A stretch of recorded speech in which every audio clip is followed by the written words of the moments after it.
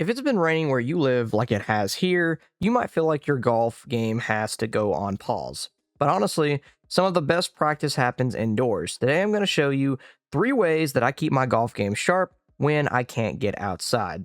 Now, first, we're going to start off with the essentials I like to say is putting. So the first thing we're going to look at here, as you can see out of these 3, is the putting practice. I do have the birdie ball putting green here. Any putting green will work, specifically, even just small on the carpet type of train. But anyways, I like to use my birdie ball putting green. The first thing, I usually spend around 15 to 30 minutes just working on my putts, different distances, making sure I'm starting the ball on its intended line.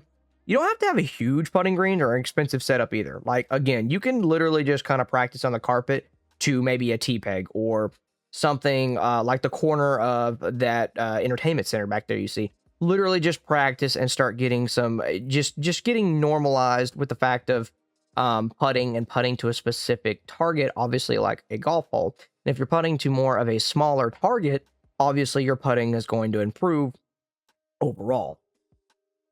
If you, even if it's simple, like I said, a normal putting mat will work.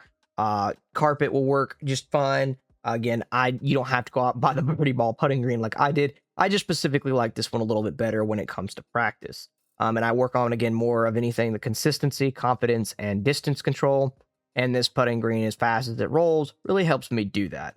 And I've noticed that my strokes and my game is becoming a lot more noticeably and just overall better on the course. Now, the second thing I want to talk about is Switch Golf. Now, this is on the Nintendo Switch. You can also play Wii Golf, which is on Wii Sports.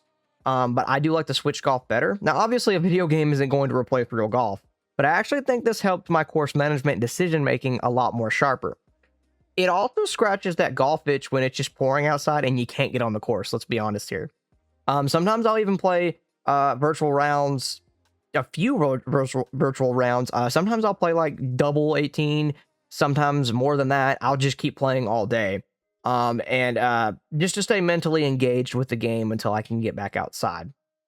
Personally, overall, I think Switch Golf is a lot better than, of course, you can't beat Wii Sports Golf, let's be honest, that was the original. You can't mess with the OG, but this one is a lot more responsive, and I love playing this, and I have a full-length video coming on this of me playing, and it's just overall, like I said, I think it inspires good tempo, and it's just a lot of fun to play, too. I mean, come on, you can't get outside because it's pouring rain, and you can play some golf on the Switch Golf, and you get to practice everything, in a sense: driver, irons, putting, chipping, you name it. So, last thing I want to talk about on this video is actually swing drills. So the third thing is honestly one of my favorites. It's slow swing practice.